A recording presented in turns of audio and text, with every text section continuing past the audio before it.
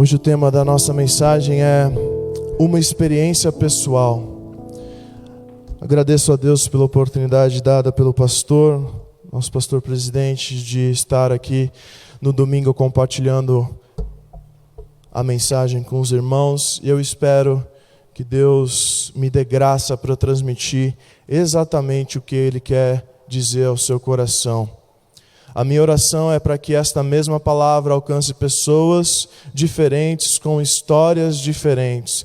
Eu quero deixar bem claro que eu não tenho capacidade alguma de fazer algo na sua vida, mas eu sei e eu creio que eu sirvo um Deus que pode mudar a sua história nessa noite.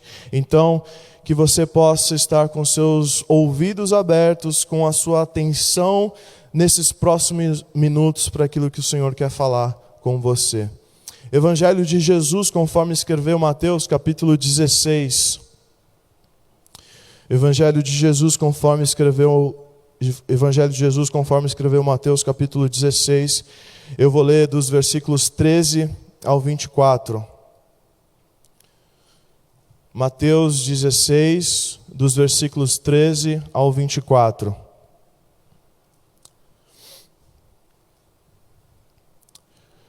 Chegando Jesus à região de Cesareia de Filipe, perguntou aos seus discípulos: quem os homens dizem que o Filho do Homem é? E eles responderam: alguns dizem que é João Batista, outros Elias, e ainda outros Jeremias, ou um dos profetas. E Jesus perguntou: e vocês? Quem vocês dizem que eu sou?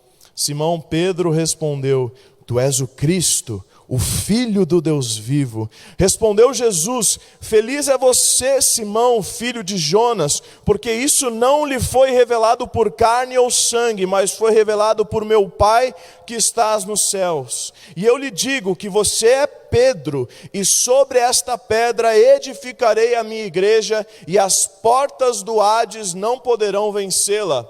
Eu lhe darei as chaves do reino dos céus. O que você ligar na terra terá sido ligado no céu, e o que você desligar na terra será desligado nos céus. Então advertiu aos seus discípulos que não contassem a ninguém que ele era o Cristo. Desde aquele momento, Jesus começou a explicar aos seus discípulos que era necessário que ele fosse para Jerusalém e sofresse muitas coisas nas mãos dos líderes religiosos, dos chefes dos sacerdotes e dos mestres da lei, e fosse morto e ressuscitasse no terceiro dia. Então Pedro, chamando-o à parte, começou a repreendê-lo, dizendo: nunca, Senhor, isso nunca te acontecerá. Jesus virou-se para Pedro e disse: para trás de mim, Satanás, você é uma pedra de tropeço para mim, e não pensa nas coisas de Deus, mas nas coisas dos homens. Então Jesus disse aos seus discípulos: se alguém quiser acompanhar-me, negue-se a si mesmo, tome a sua cruz e siga-me. Amém. Pai, mais uma vez entramos no altar da oração. Usa a minha vida. Me esconda atrás da tua cruz para que a tua glória seja manifestada e revelada. Jesus, que nós não travemos o Espírito Santo de agir nessa noite.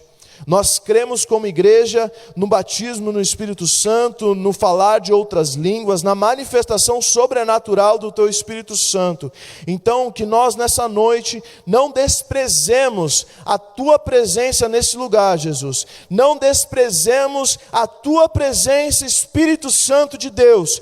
Toma a liberdade, toma o controle, em nome de Jesus. Amém. Uma experiência pessoal. Eu gosto muito de parques de diversão, gosto de montanha-russa, gosto de brinquedos diferentes. No começo desse ano, eu, a Dani e o Natan, a gente foi em um brinquedo que ficava no topo de um prédio de 112 andares. Eram 3 brinquedos que ficavam num topo de um prédio de 102 andares. Quando a gente saiu do brinquedo, eu e o Natan, a gente olhava assim para o outro, eufórico: nossa, que legal, vamos de novo, vamos, a gente estava dando risada. Cara, que foi isso? Que negócio legal, tal, vamos de novo. A Dani não. a experiência da Dani não foi nem um pouco agradável. Por mais que ela tenha até gostado do brinquedo, a Dani, na hora que saiu, ela começou a se sentir mal. Na hora, ela começou a passar mal.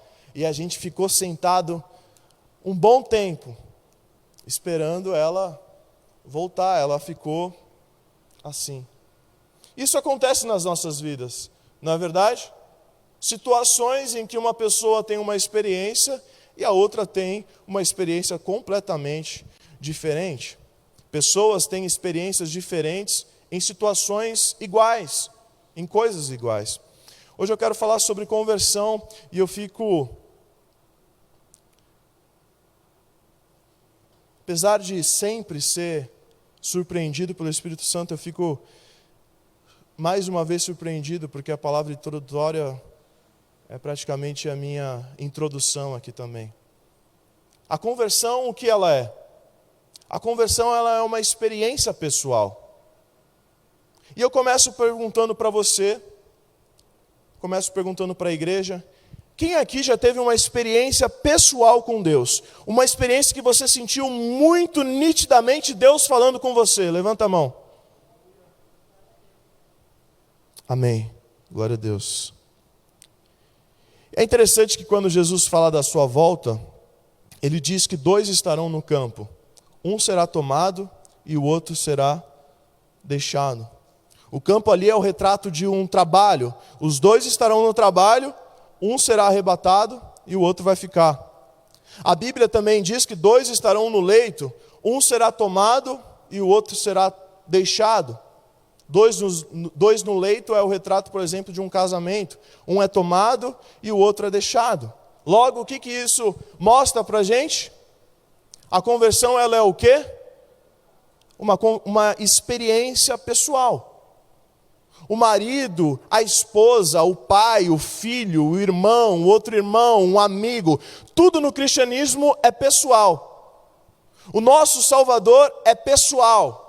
Não tem algo que a gente faça para ser salvo. Nada do que a gente faz nos salva.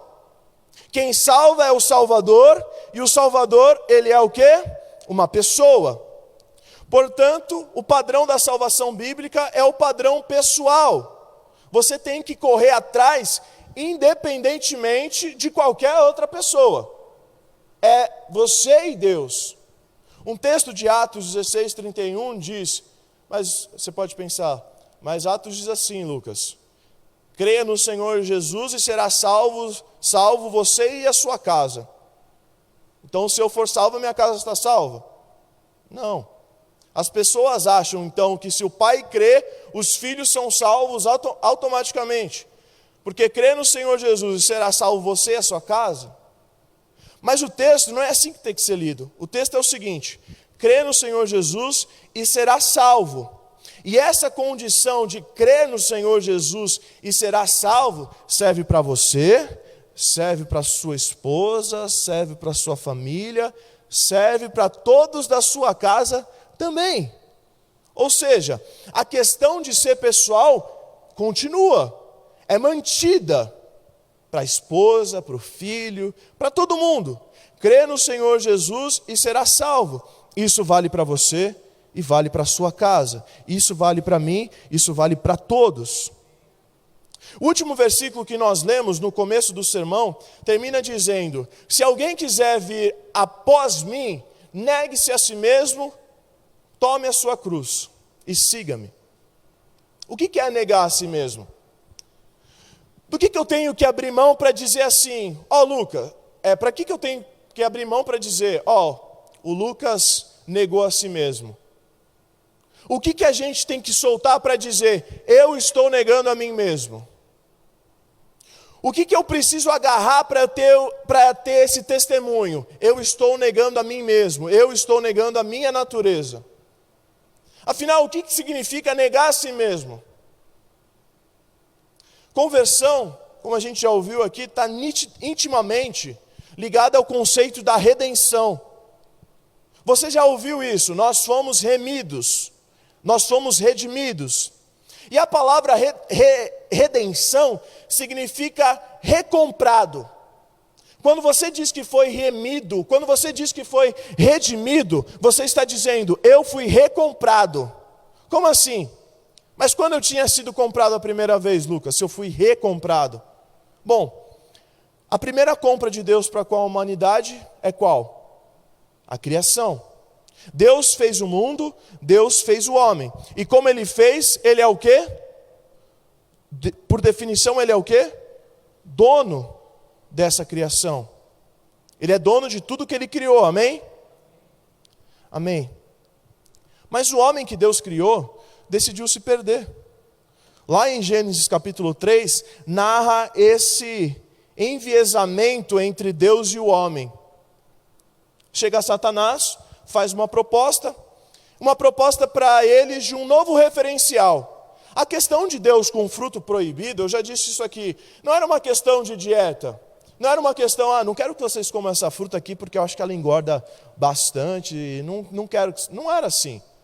Não coma desse fruto porque ele não é gostoso, eu fiz e ficou meio ruim. Não era assim. A questão era uma questão de obediência. Quem é o teu referencial? Antes de Satanás, a referência de Adão e Eva, quem era? Era Deus. O que pode? O que Deus diz que pode. E o que não pode? O que Deus diz que não pode. Esse era o referencial.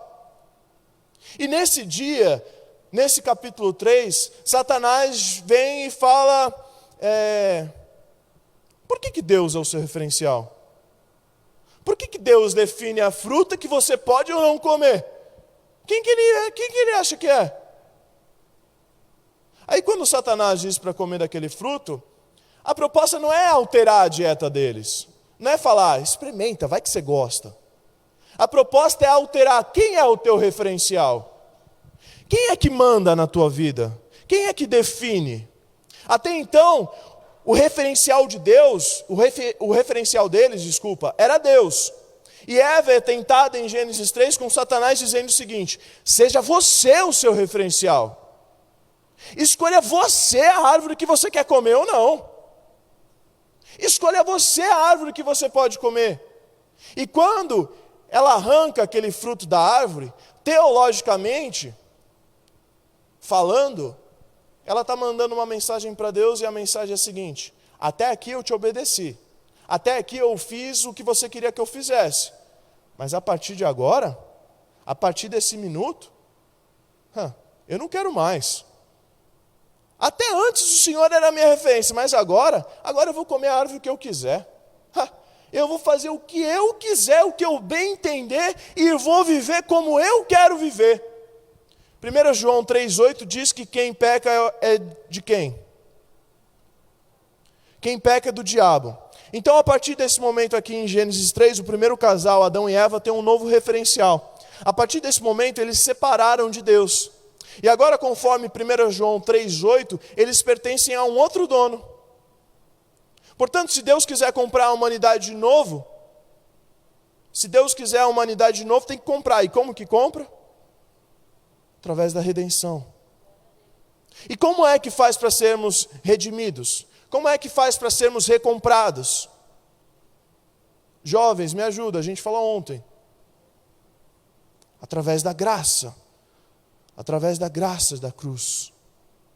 Jesus Cristo é o Redentor, é o sangue dele. Através desse sacrifício, eu e você temos a possibilidade de sermos redimidos. Por isso, o conceito da conversão está intimamente ligado à redenção. Logo, converter-se significa eu tenho um outro dono, agora eu tenho um outro dono, eu pertenço a um outro reino. A Bíblia diz que ele nos transportou do reino das trevas para o reino do Filho do seu amor. É um transporte, é uma mudança. Agora a gente tem outro dono. Eu e você somos pecadores, mas através da proposta da graça, nós somos transportados do reino das trevas para o reino do Filho do seu amor. Aleluia. Ele já tinha feito tudo. O homem foi lá, fez bobagem. E ele de novo, através da sua graça, disse, eu quero você de novo. Eu quero estar com você de novo, apesar da sua desobediência, apesar do seu teimosismo, eu quero você de novo. E foi exatamente isso que ocorreu com Adão e Eva, e é exatamente isso que aconteceu na cruz. Mas hoje em dia as pessoas enxergam Deus como o quê? Um amigo, um camarada. Deus é um cara legal, o meu parceiro, Deus é meu parceiro, aliado. Hoje em dia, se você prega contra o pecado, eu como líder de jovens prego contra o pecado, eu sei que tem jovem que não gosta de ouvir contra o pecado. A gente não gosta, muitas vezes a gente não gosta, as pessoas reclamam. Você não pode falar isso contra a minha prática, só Deus pode me julgar. E é exatamente isso que deveria te preocupar, meu amigo. As pessoas enxergam Deus como um aliado, como um parceiro. Ah, é relativo, né, Lucas? Pô, qual é? Então esse negócio de quem me julga Deus virou moda hoje em dia. E a pessoa acha que com isso, a pessoa acha que dizendo isso, acha que está numa boa. Ela acha que está de boa. Só que ela não sabe que a Bíblia diz que o juízo de Deus é sem misericórdia. Aí você vai viver do quê? Se o juízo de Deus é sem misericórdia, e a Bíblia diz que Ele julga pela reta justiça e julga com base na verdade, e agora? Então, como as pessoas buscam Deus como quem busca um aliado, como quem busca um parceiro, um amigo para se aconselhar, então a pessoa vive a vida que ela quer. Fala o que ela quer, vê o que ela quer, vai onde ela quer, bebe o que quer, usa o que quer, vive como quer. E a pessoa aí se converte. E aí quando a pessoa se converte, ela traz Deus para o lado dela. Agora, ele é aquela mesma pessoa, aquela antiga pessoa, mas com Deus agora do lado. Deus agora é meu aliado. Deus agora está comigo. E essa é a cabeça de muitas pessoas da nossa geração. As pessoas enxergam Deus como um aliado. E quando Deus se torna um aliado seu, fica impossível negar a si mesmo. Porque até Deus está do seu lado. Você ganhou um aliado que é o aliado mais poderoso do mundo. Na verdade, o que acontece é que na prática você não nega a si mesmo, você afirma a si mesmo. E não é raro você encontrar gente assim, crente que faz o que quer, fala como quer, vive do jeito que quer. Algumas semanas atrás roubaram o ar-condicionado, 3 caixas de ar-condicionado aqui da igreja. Aí eu estava, durante a semana, ajudando aqui, a gente colocou algumas coisas para tentar prevenir que isso não aconteça, né? Aí eu estava ajudando e tal, aí passou um homem já, dizendo assim para mim, que coisa, né? Olha, esse pessoal não desiste, né? Caramba, ficam roubando por aí. Aí comecei a conversar com ele, e ele falou que também era crente. Pô, eu também sou de igreja, eu também sou convertido, eu vou na igreja tal há 10 anos, inclusive falou do meu avô, falou do meu pai e tal. E nisso um morador de rua começou a vir ali pelo meio do VLT, tem aquela estradinha, e disse assim, se quiser eu monto as minhas coisinhas aqui e eu fico vigiando para vocês. Esse homem que falou que era crente, virou para esse senhor, sai daqui, começou a xingar o cara, como se não fosse nada. 1 minuto atrás ele estava me dizendo que ele era crente, que ele ia na igreja tal, 10 anos, falando das pessoas. Seu não sei o quê, seu não sei o que lá, sai daqui, vai você, seu não sei o quê. Eu achei que ele ia começar a espancar aquele homem. Não era uma palavra feia, era xingamento mesmo. E existe crente assim. Só que crente assim não entendeu que esse time é o time de Satanás. Eles não entenderam que tem 2 times no mundo. Um é o time que está em rebelião contra Deus. Gente, o mundo está em rebelião contra Deus. É nítido isso. O outro time é o time que voltou da rebelião. A gente também fazia parte, mas a graça do Senhor nos alcançou e a gente voltou da rebelião. Como é que a gente volta da rebelião? Quando a gente cai de joelho. Quando a gente cai de joelhos e diz, Senhor, eu entendi. Eu tinha eu mesmo como a minha referência. Eu tinha o meu jeito que eu fui criado como referencial. Mas eu entendi. E então, a partir de agora, bom é o que o Senhor diz que é bom. Mal é o que o Senhor diz que é mal. Pode o que o Senhor diz que pode. Não pode o que o Senhor diz que não pode. A partir de agora eu sou teu. Aí você volta da rebelião. Mas quando Deus se torna apenas um aliado de uma pessoa, na cabeça dele, Deus se tornou um aliado quando ela se converteu. Na verdade, essa pessoa nunca vai negar a si mesmo. Ela vai se autoafirmar ainda mais, porque as pessoas buscam a Deus como quem busca um investidor. Tem um programa de TV que faz exatamente isso. Tem o mercado das startups. Você tem uma ideia, você tem um projeto, mas você não tem dinheiro para colocar esse projeto em prática. Mas a ideia é tão boa, que aí uma pessoa olha e fala, não, eu tenho dinheiro. Tem um mercado para isso. A pessoa tem uma ideia, apresenta então para o investidor interessado, e ele fala, quanto custa o seu projeto? Ah, o meu projeto custa R$1 milhão. Aí o investidor, não, beleza, eu tenho esse dinheiro, toma aqui. Mas se eu investir, em quanto tempo eu recupero esse dinheiro? Quanto eu ganho de lucro na sua empresa? Qual o percentual que eu vou ter para sempre nesse projeto seu aqui? As pessoas têm buscado a Deus como se elas tivessem uma startup que funciona, você tem um projeto muito bom de vida, você sabe o que é bom, você sabe as coisas certas, você tem um projeto muito bom, que funciona, um projeto incrível, mas que só precisa de um empurrão e só precisa de um investidor. As pessoas enxergam Deus assim. E quando Deus é enxergado assim, apenas como um investidor, fica impossível a pessoa negar a si mesma. Porque na cabeça dela, ela é boa, ela é do bem. Deus se agrada dela. Por quê?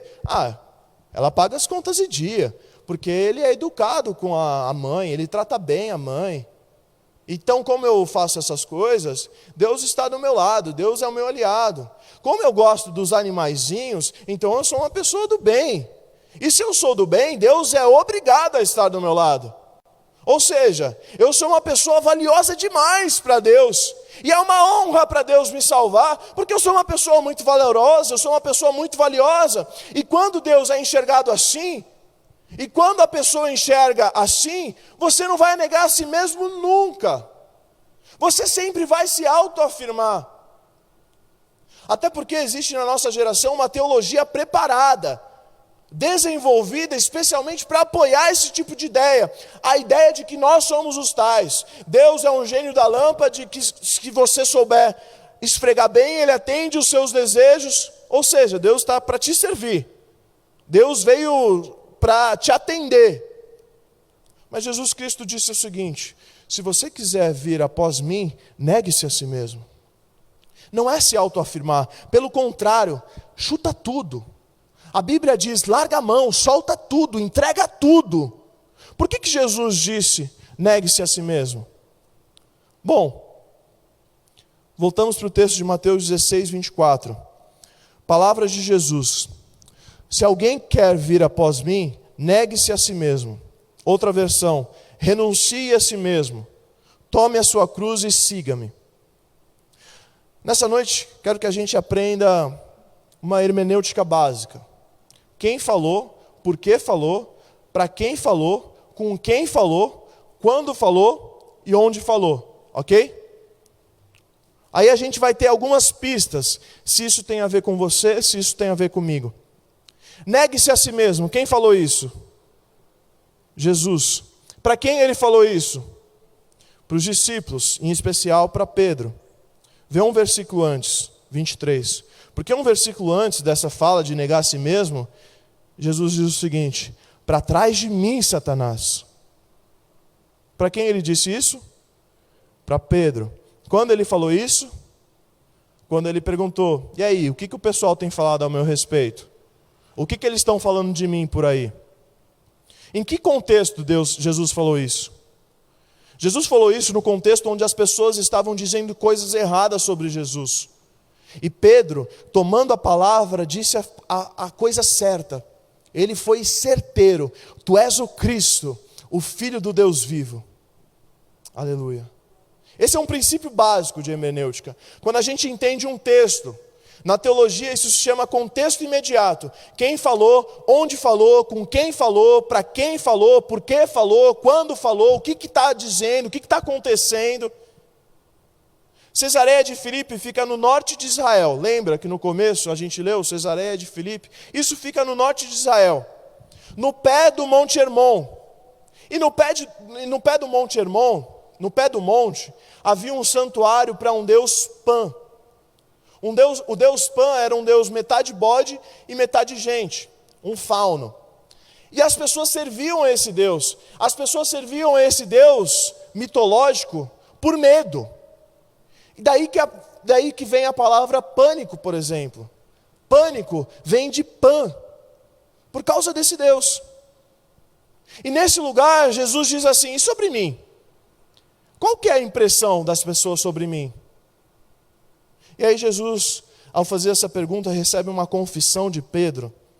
Uma confissão tão carregada, teologicamente, que reverbera uma vida tão real, e que são os 3 pontos de hoje. O primeiro, o Pedro da confissão teológica. O segundo, o Pedro da vida real. E o terceiro, o Pedro da conversão pessoal. Amém? Vamos então compartilhar esses 3 pontos. Primeiro, o Pedro da confissão teológica. Jesus pergunta: quem dizem os homens ser o Filho do Homem?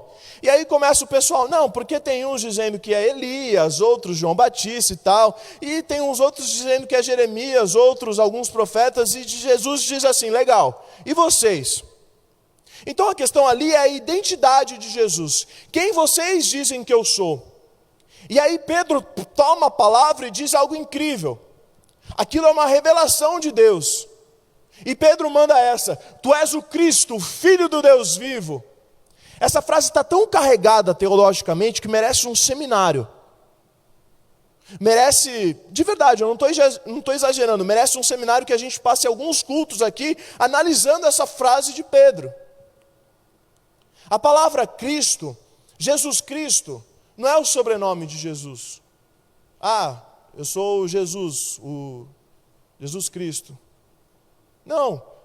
A palavra Cristo, tu és o Cristo, a palavra Cristo é uma palavra grega, Christos, e ela vem do hebraico Machia, e a palavra hebraica Machia significa Messias. Então, o primeiro ponto, o Senhor é o Messias prometido.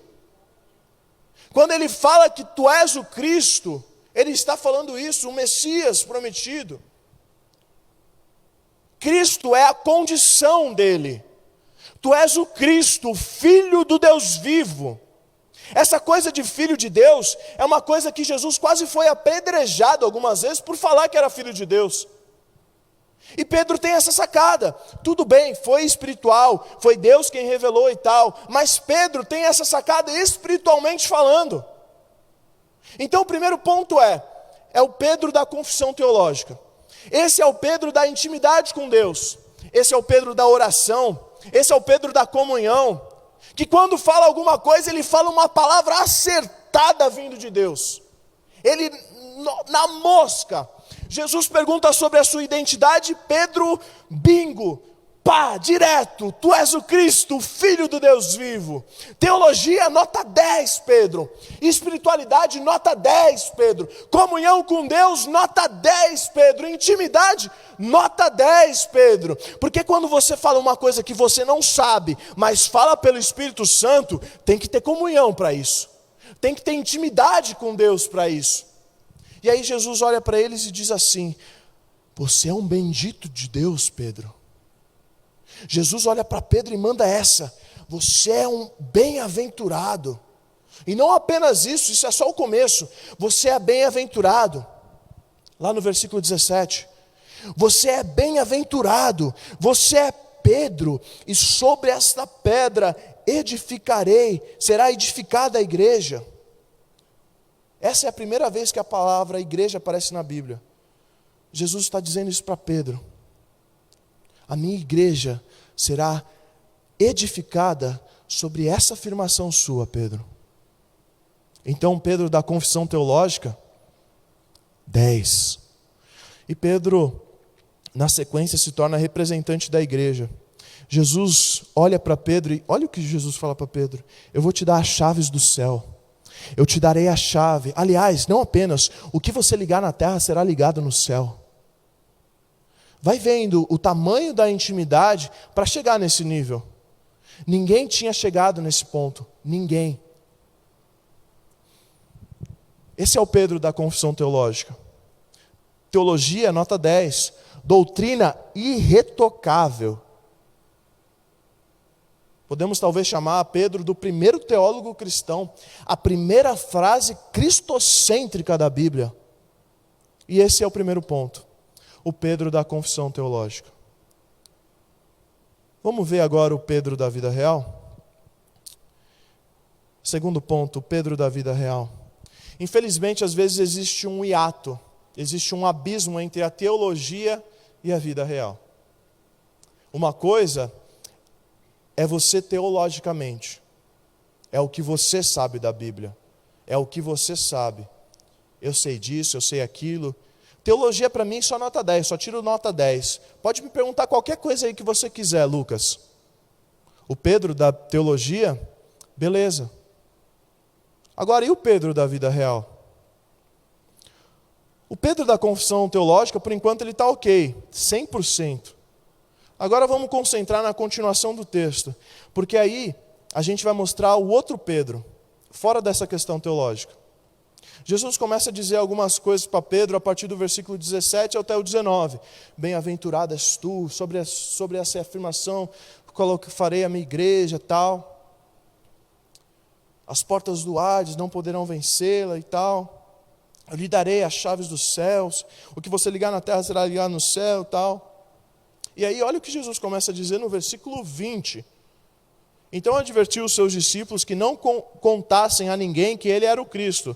Desde aquele momento, Jesus começou a explicar aos seus discípulos que era necessário que ele fosse para Jerusalém e sofresse muitas coisas nas mãos dos líderes religiosos, dos chefes dos sacerdotes e dos mestres da lei, e fosse morto e ressuscitasse no terceiro dia. Então Pedro, olha isso. Então Pedro, chamando-o à parte, começou a repreender Jesus, dizendo: nunca, Senhor, isso nunca te acontecerá. Jesus virou-se e disse para Pedro: para trás de mim, Satanás, você é uma pedra de tropeço para mim, e não pensa nas coisas de Deus, não, mas pensa nas coisas do homem. Jesus então começa a falar que ele precisava morrer. Jesus começa a contar para eles a questão da morte, de ser crucificado, a questão de ser ressuscitado ao terceiro dia. Aí é Pedro que tinha acabado de acertar na mosca. Pedro que tinha acabado de acertar. Pega Jesus. Não, Jesus, vem aqui. Deixa eu te contar um negócio, Jesus. Isso não vai te acontecer. Estamos aqui na frente dos outros. Não fala essas coisas.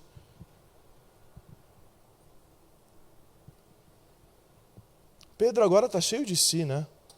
Ele falou uma coisa tão acertada. Ele recebeu um elogio, uma frase de Jesus. Pedro está cheio de si. Qualquer dúvida aí que vocês tiverem, fala comigo, beleza?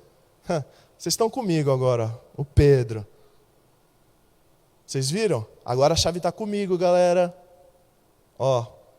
Vem comigo. Qualquer dúvida, estou aí. Vem comigo. Quantos apóstolos Jesus tinha? 12.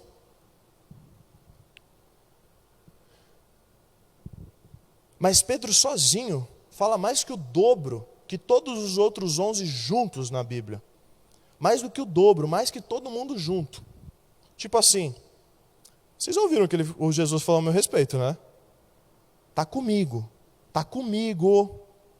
Qualquer coisinha vem comigo que eu resolvo. Não incomodem o mestre. Nem precisa mais falar com ele. Fala comigo. Então o Pedro da confissão teológica, beleza. Agora o Pedro da vida real, quando Jesus falou uma verdade tão profunda, quando ele diz que vai morrer, que vai ressuscitar, Pedro não concorda. Não, Jesus, isso está por fora. Essa coisa, não precisa disso tudo, Jesus. Não precisa se entregar tanto assim, Jesus. Poxa, fazer isso. Desde aquele momento, Jesus começou a explicar aos seus discípulos que era necessário que ele fosse para Jerusalém e sofresse muitas coisas nas mãos dos líderes religiosos, dos chefes, dos mestres da lei, fosse morto e ressuscitasse no terceiro dia. Então Pedro, chamando à parte, começou a repreendê-lo, dizendo: nunca, Senhor, isso nunca te acontecerá. Jesus está falando algo ali. Pedro pega, não sei, mas está escrito, chamando ele à parte, meio... Vem cá, Jesus. Não. Deixa eu te explicar como é que funciona. Cara, olha isso. Tomando Jesus à parte, levando Jesus num canto. Tipo, espera aí que eu vou explicar para ele, porque aqui a ligação é direta com Deus, né? Ele toma Jesus à parte e começou a repreender Jesus. A Bíblia fala, começa a repreender Jesus.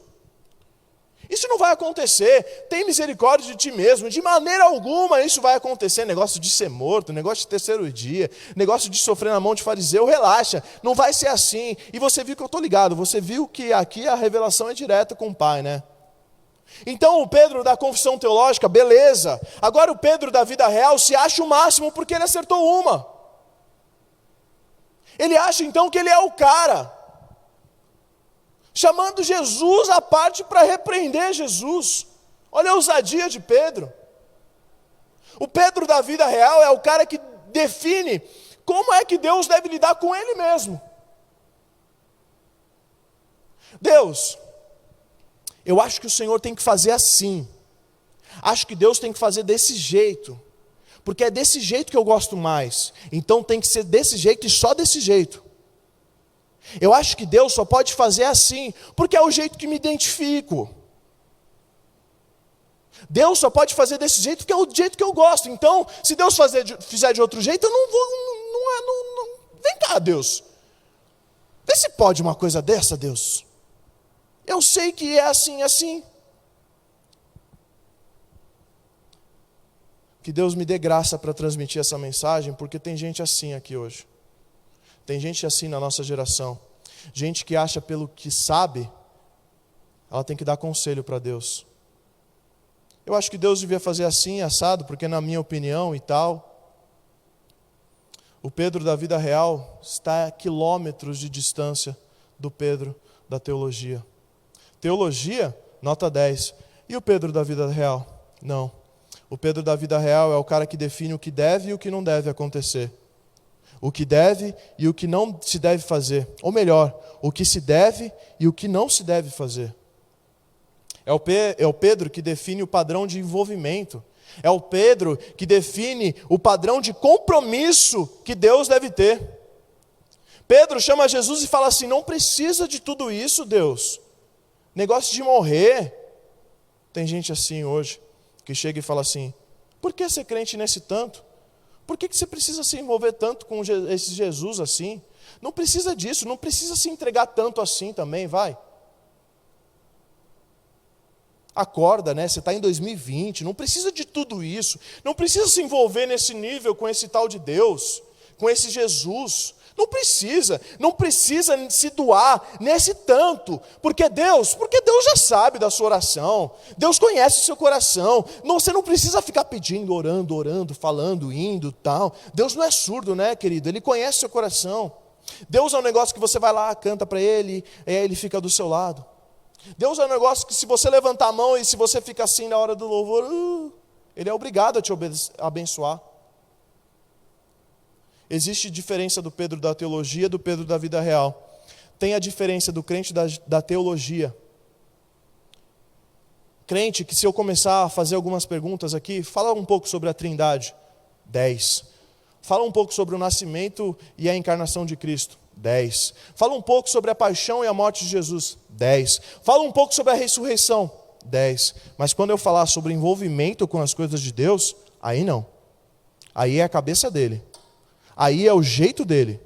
Aí é a opinião dele. Aí é a opinião dele que manda. Não, porque eu acho. Esse é o caso. Teologia é ok. Mas quando vai para a prática, para o envolvimento, dizendo, eu vou me doar. Jesus dizendo, eu vou me doar. Eu vou me entregar.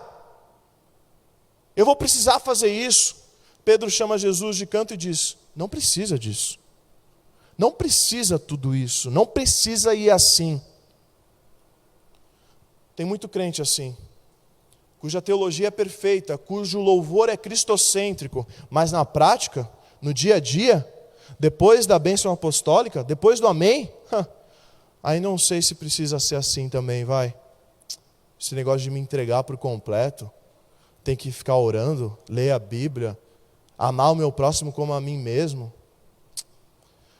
Acho que não precisa ser tanto assim, tal. Eu senti uma emoção no culto, senti Deus falar comigo, mas acho que não precisa de tudo isso. Eu posso dar um jeitinho aqui, eu posso fazer desse jeito aqui, ninguém vai perceber mesmo. Tem gente que sofre com gente assim dentro de casa. Aqui na igreja é uma coisa, em casa... Pessoas que desaconselham outros, pessoas que desencaminham outros dentro da fé. Não vai lá, não. Não gosto muito daquele menino que está pregando, não vai lá, não. Acho que não. Não precisa disso, vai, não precisa. Isso é da lei, isso é não sei o quê. É o Pedro fazendo isso com Jesus. Jesus, vem aqui no cantinho. A gente continua fazendo isso ainda hoje. Tem muito crente cuja teologia é nota 10, mas na filosofia não precisa disso tudo. Não é assim também. Tem um breque. Canta dizendo, tudo entregarei, mas na vida real, o nada é muito. Na conversa, tudo. Na música, tudo. No sermão, tudo. Na filosofia, tudo, Jesus. Eu disse tudo. Acabei de dizer tudo. Mas na prática, nada. É muito ainda. Nada é muito para Deus. E como é que Jesus trata a gente assim? É só ver como ele tratou Pedro. Ele chamou Pedro de quê? Satanás. Essa palavra Jesus pescou do hebraico. Muito embora o Novo Testamento é grego, mas ele diz assim, para trás de mim, Satanás. Vem do hebraico Satã. E Satã significa aquele que se opõe, aquele que é o opositor. Ou do grego a palavra diabolos, que significa mais ou menos a mesma coisa, aquele que atrapalha, aquele que lança tropeço, aquele que está contra a obra. Como Jesus trata a gente assim? Cuja teologia é nota 10, mas cujo envolvimento é nota 0. Sai fora, opositor. Para trás, opositor. Nossa, Lucas, você não acha meio forte falar isso? Quem você acha que é? Você tem 27 anos aí para falar isso para mim? Sou crente de igreja faz tempo. Quem você acha? Esse menino aí para falar isso aí no sermão. Quem esse menino acha que é para falar isso aí no púlpito? E sendo sincero, eu também acho isso bem forte. Mas quem foi que falou? Eu? Eu não, irmão. Eu só estou pregando aqui. Quem foi que falou isso? Foi Jesus. Jesus quem acha isso das pessoas e não sou eu. É Ele. Uma pessoa cuja teologia é 10, mas cujo envolvimento é 0, para trás de mim, opositor. Comigo, não tem conversa. Jesus falou isso. Mas Lucas, você não acha pesado? De novo, eu acho pesado demais. Ainda mais na nossa teologia tupiniquim, o que significa Satanás? Nossa, é o capeta. Pois é, muito embora não seja esse o texto, isso que está dizendo o texto está dizendo, para trás de mim, opositor, aquele que se opõe à obra. O Satanás ali não é o Satanás, a personificação do mal, mas aquele que se opõe à obra. Por que quando a gente lê e fala aqui, parece ser mais pesado do que realmente é, não é? Não é verdade? Você lê isso, você fica até... Nossa, Jesus foi meio... Talvez você já tenha pensado, nossa, Jesus poderia ter usado uma outra coisa ali, né, para falar. Como é que Jesus trata a gente assim? Ele trata como opositor. E não apenas. Ele olha para o Pedro que tinha acabado de acertar na mosca, o Pedro que tinha acabado de fazer o 10, agora ele faz uma lambança. 10 minutos antes, Pedro tira 10 e agora tira 0. Meia hora depois, Jesus está dizendo assim, então no seu caso, para mim você é uma pedra de tropeço. É o versículo 23. Para trás de mim, Satanás, você é uma pedra de tropeço para mim, e não pensa nas coisas de Deus, mas nas coisas dos homens. Então como é que Jesus trata a gente assim? Ele diz que gente assim é opositor. Ele diz que gente assim é pedra de tropeço. Ele diz que crente assim não entende as coisas de Deus. Ele diz que gente assim só entende as coisas dos homens. Nossa, Lucas, às vezes eu me comporto assim. Meio forte isso aí, né? Você tem uma opinião um pouco forte. Não. Eu não. Não é a minha opinião aqui. Essa é a exata opinião de Jesus Cristo a respeito de gente assim. Não a minha, não a do Lucas. Eu só estou falando, irmão. Eu só estou lendo o texto. Eu só li o texto. Essa é a opinião de Jesus. E é isso, nos leva a uma pergunta. Será que Jesus Cristo mudou de opinião nesses 2000 anos a respeito de gente assim? Hein? Será que a gente tem que dar uma renovada nessa parte? Sim ou não? Eu também acho que não. Como Jesus não mudou de opinião, a Bíblia diz que nele não há mudança, nem sombra de variação, nem a mínima variação. Então é melhor a gente mudar de opinião, porque a dele não vai mudar. A dele não vai mudar, meu irmão. Então gente cuja teologia é 10, mas quer fazer só do jeito dele até hoje, para ele é um opositor. E na opinião dele, ele é pedra de tropeço. E na opinião dele, não entende as coisas de Deus. Na opinião dele, só entende as coisas dos homens. Então tem uma diferença entre o Pedro da teologia e o Pedro da vida real. Porque na teologia é cravado, nota 10. Mas na vida real o envolvimento é 0. O desejo é 0. E ainda o que ele puder desencaminhar outras pessoas, desencorajar outras pessoas, ele vai desencaminhar. Conhece gente assim? Eu conheço. E se Jesus não mudou de opinião, ele enxergou Pedro como opositor, e você que cantou para ele hoje, que digno és, que ele é bom o tempo todo, só tu és Senhor, só tu és Jesus, mas na prática você nega tudo aquilo que você cantou na teoria. Ele enxerga você como o quê, irmão? Irmã? Para quem faz, que fala que faz, mas lá fora é o contrário. Mas na verdade não é tudo isso. Ele enxerga você como o quê, irmão? Irmã?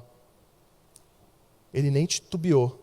Olhou para Pedro, no olho de Pedro e disse: Satanás, opositor. E ele vai tratar você como? Ele vai tratar a gente como? Porque tem essa hoje, né? Ah, Deus vai tratar você de um jeito todo especial, porque você é o ponto fraco. Terceiro e último, o Pedro da conversão pessoal. Primeiro, o Pedro da teologia. O Pedro da confissão teológica. Segundo, o Pedro da vida real. E terceiro, o Pedro da conversão pessoal, o Pedro da experiência pessoal.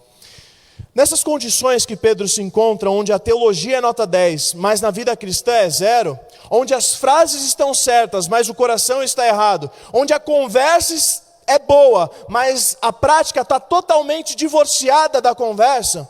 Bom, primeiro, uma pessoa que vive assim, primeiro eu acho que não é uma pessoa feliz.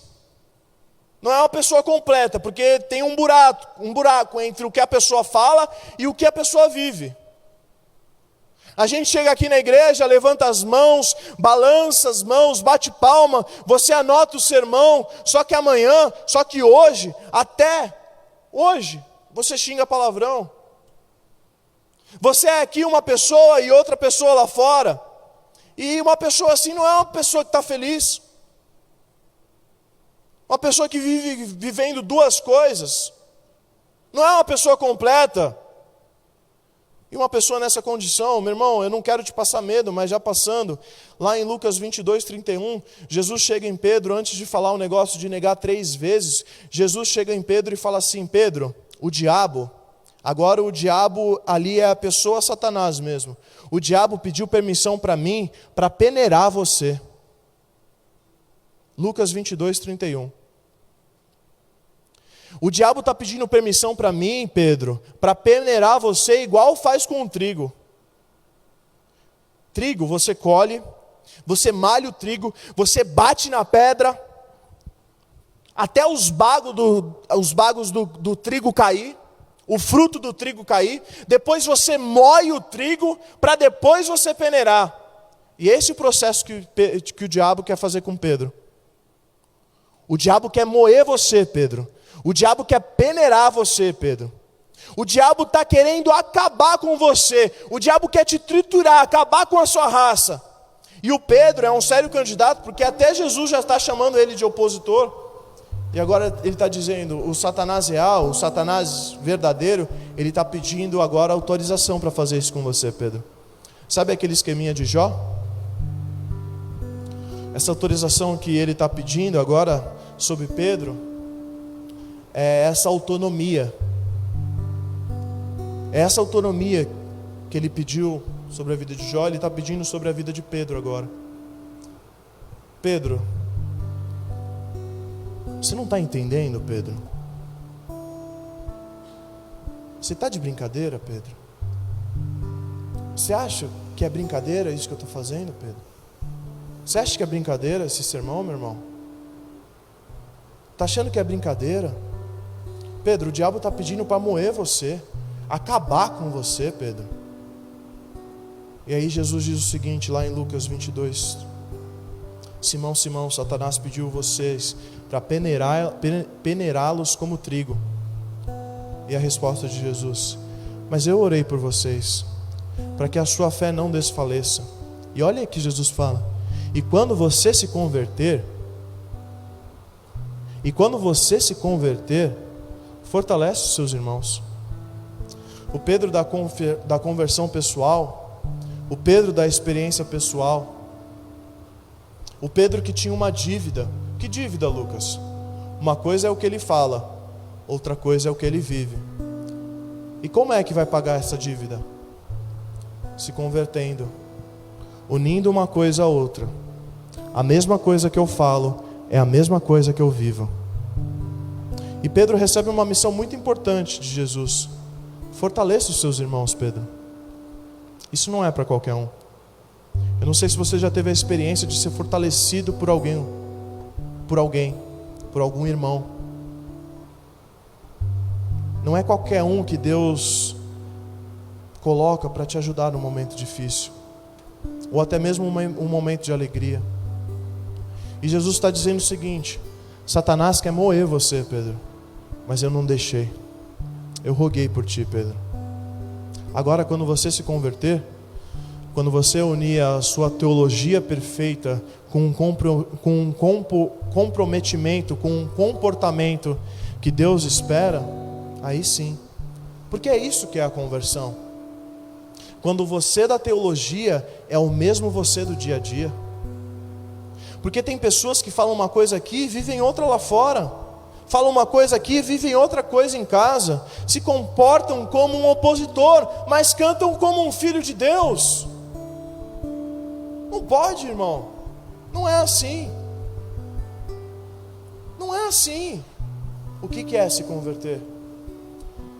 Quando você une a sua teologia, o seu louvor com o seu comportamento, com o padrão do dia a dia. E aí Jesus diz o seguinte: quando você conseguir alinhar essas coisas, quando a sua teologia caminhar junto com a prática, quando o que você diz for a mesma coisa que você faz, então aí você vai ter se convertido de verdade. Porque uma coisa é você saber das coisas de Deus, outra coisa totalmente diferente é você viver as coisas de Deus. E aí, quando acontecer isso, Pedro, você vai poder fortalecer os seus irmãos, Pedro. Então Pedro recebe uma missão muito importante de Jesus, que é fortalecer os fracos. E essa é uma missão muito poderosa. Essa é uma missão muito poderosa. Mas antes de acontecer isso, Pedro precisa passar pelo milagre da experiência pessoal com Deus. E Jesus diz: mas quando você se converter, Fortaleça os seus irmãos. E como foi essa conversão de Pedro? Você lembra como Jesus conheceu Pedro?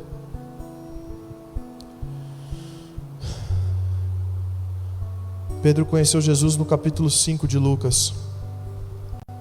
Pedro conheceu Jesus numa pesca. Pedro conheceu Jesus numa pescaria. E essa pesca não estava dando certo. A pesca não estava funcionando. Ele tentou a noite inteira e não funcionou. Isso lá no Mar da Galileia. A pesca não funcionou a noite toda. Pedro já estava cansado. Pedro estava lavando a rede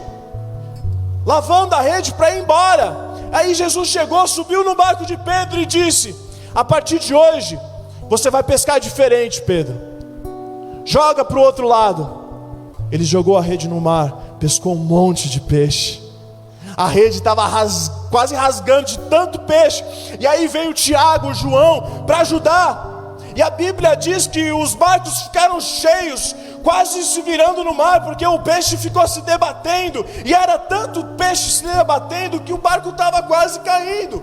Era muito peixe. Jesus olha para Pedro e diz assim: a partir de hoje, a partir de agora, você não vai ser pescador de peixe, Pedro. Você vai ser pescador de homens. Glória a Deus. Foi assim que Pedro conheceu Jesus. E meu irmão, essa é uma experiência pessoal muito profunda.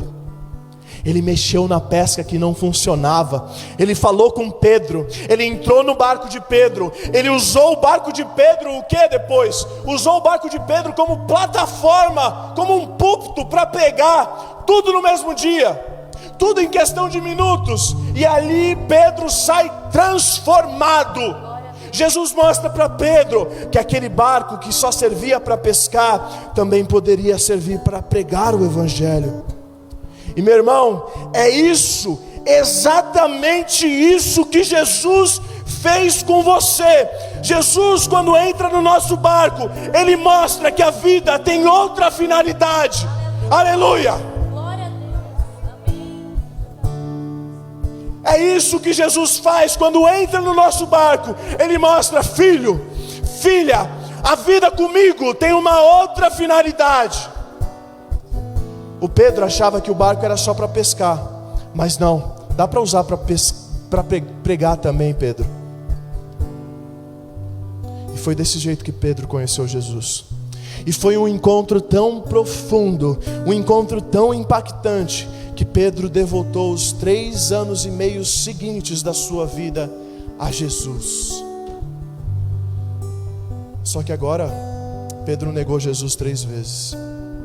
E não apenas negou, a palavra de Deus diz que ele espraguejou contra Jesus. Em outras palavras, ele disse: que Deus me castigue pelo nome dele se eu conheço esse homem. E aí a Bíblia diz que Pedro foi embora. Em João capítulo 21, a Bíblia diz que Pedro volta a ser pescador. Vem comigo, presta atenção, para tudo, presta atenção. Jesus tirou Pedro do mar da Galileia, dizendo o seguinte: a partir de hoje você não trabalha mais com peixes, Pedro. A partir de hoje você trabalha com homens. 3 anos depois, Pedro volta para o mar da Galileia dizendo: eu vou voltar a trabalhar com peixe. Em outras palavras, como quem já está sem tempo, Pedro está dizendo o seguinte: eu vou voltar a fazer exatamente o que eu fazia antes. Eu vou voltar a fazer exatamente o que eu fazia antes de conhecer Jesus. Eu vou voltar para o lugar onde eu estava antes de conhecer Jesus. E eu vou voltar a fazer exatamente o que eu fazia antes de Jesus entrar na minha vida: pescar. É isso que eu sei fazer, eu vou pescar. E é assim que Pedro se encontra lá em João capítulo 21. E é lá no mar da Galileia. Aleluia. Oh Deus. Lá no mar da Galileia, lá no capítulo 21 de João, lá no mar da Galileia, Jesus vai fazer de novo com Pedro. Como assim, Lucas, fazer de novo? É interessante a didática de Jesus, porque tudo o que aconteceu no dia que Jesus conheceu Pedro, Jesus refaz o processo. Por exemplo, onde Jesus encontrou com Pedro na primeira vez? No Mar da Galileia. Onde ele reencontra Pedro em João 21, no Mar da Galileia. O que ele estava fazendo? Lucas 5, ele estava pescando. E o que ele está fazendo agora em João 21? Pescando de novo. A pesca em Lucas 5 não está funcionando. A pesca em João 21 também não está funcionando. Pedro está ali no barco de novo, desiludido. Eu não estou conseguindo pescar. O processo é o mesmo. O cenário é o mesmo. O palco é o mesmo. Deixa eu falar uma coisa para você que é espiritual. Não é um teólogo falando. É espiritual. Deus é poderoso para refazer o processo. Grava isso.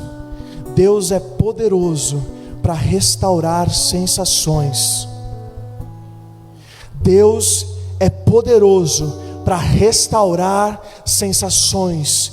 Deus é poderoso para restaurar sentimentos. Deus é poderoso para restaurar a frieza do seu coração. Deus é poderoso para restaurar a alegria do seu coração.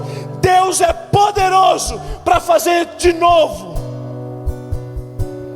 Porque eu tenho certeza absoluta, porque isso já aconteceu comigo. Eu tenho certeza que uma pessoa que está longe de Deus, mais do que já esteve um dia, tem saudade das sensações, tem saudade do frio na barriga, tem saudade das sensações, do que sentia dentro do peito, dos cheiros, de como ele enxergava a igreja, de como ele chegava no culto, de como ele tomava ceia, de como o coração dele ficava quando ele tomava ceia. Sabe o que eu estou dizendo para você hoje aqui, meu irmão? Deus, ele é poderoso para refazer o processo na sua vida, porque ele fez isso com Pedro. Ele levou Pedro de novo no mesmo lugar, numa pesca que não funcionava, de novo, com o coração amargurado, de novo, lá em Tiberíades, de novo, na margem do Mar da Galileia, de novo.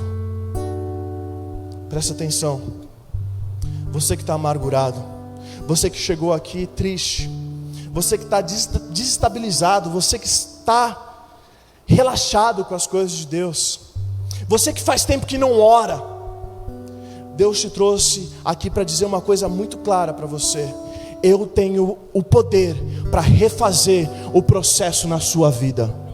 Eu tenho o poder para refazer o processo na sua vida. Eu tenho o poder para fazer de novo na sua vida. No caso de Pedro, faziam 3 anos e meio. E você? Talvez faça 10, 5, 1 mês, eu não sei. Mas eu sei que Deus pode fazer de novo. Ele pode fazer de novo, e não é porque eu estou falando que Ele pode fazer. Eu estou falando porque eu sei que Ele pode fazer. Jesus chega em João 21, e Jesus fala: e aí? Pescou alguma coisa, Pedro? Não, Jesus. Mas ele ainda não entendeu. Em João 21, Jesus manda: jogue a rede do lado direito. De novo. E o Pedro joga a rede. A sua rede se enche de peixe. De novo. E ele não consegue puxar a rede de tanto peixe. De novo. E ele chama ajuda para pegar aquele tanto de peixe. De novo.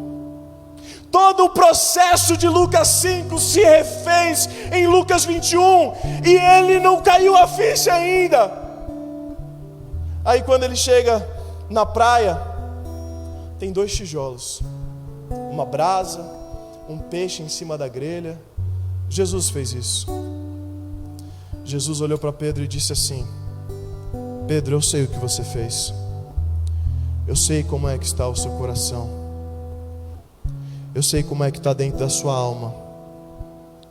Eu sei como é que está dentro de você. Eu sei o que você está sentindo, Pedro. Eu sei como está dentro de você.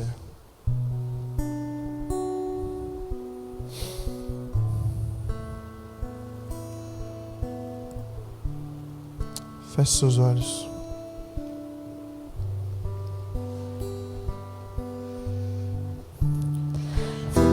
Esse negócio dentro do seu coração é Ele. É Ele, é Ele, é só Ele, não tem nada a ver comigo, é Ele. Se tiver uma coisa acontecendo dentro do teu coração nessa noite, se tiver uma gota de lágrimas correndo pelos seus olhos, eu quero dizer que isso não tem nada a ver comigo, não tem nada a ver com esse culto, não tem nada a ver com essa música. Hoje Deus está chamando você para uma vida diferente. É Ele chamando você para uma intimidade nova. É Ele chamando você para um compromisso além da teologia, além das palavras, além da conversa, além da prática teológica. É Ele chamando você para uma vida com Ele. Deixa Ele chamar você nessa noite. Aleluia. Aleluia. Aleluia. O seu pecado quer impedir, o seu vício quer te afastar, a frieza quer enferrujar o teu joelho para você não dobrar mais. Mas nessa noite Deus está chamando você de novo. Nessa noite Deus está chamando você de novo. Não importa a sua igreja, não importa como você chegou aqui. Hoje Deus te trouxe aqui para tratar você. Se Deus te chamou nessa noite, se você está sentindo uma coisa que faz tempo que você não sente, quero fazer uma oração junto com você. É Deus te chamando, é Deus chamando você mais uma vez. É Deus te chamando mais uma vez.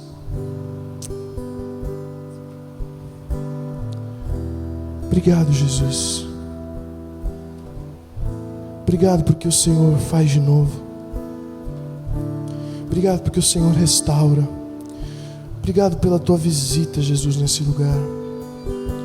Obrigado porque o Senhor tratou a nossa alma. Obrigado porque o Senhor tratou corações nessa noite, e eu creio nisso, Jesus. Porque o Senhor tem falado através das gerações, e o Senhor continua sendo real, o Senhor continua sendo sentido, o Senhor continua sendo glorificado, o seu nome continua sendo exaltado. E nós queremos isso para as nossas vidas, nós queremos isso para a nossa casa, Jesus. Nós queremos isso, Deus. Faz de novo como o Senhor já fez a nossa vida. Preencha o nosso vazio. Preencha, Jesus, com uma presença que só o Senhor pode ter nas nossas vidas, Jesus. Nos afasta do pecado, nos afasta das coisas que nos afastam de você, Deus. E refaz o processo se for preciso. Sei, assim como essa palavra tratou comigo, em coisas que eu precisava ser relembrado, ser refeito, refaça esse processo na vida do meu irmão também nessa noite, Deus.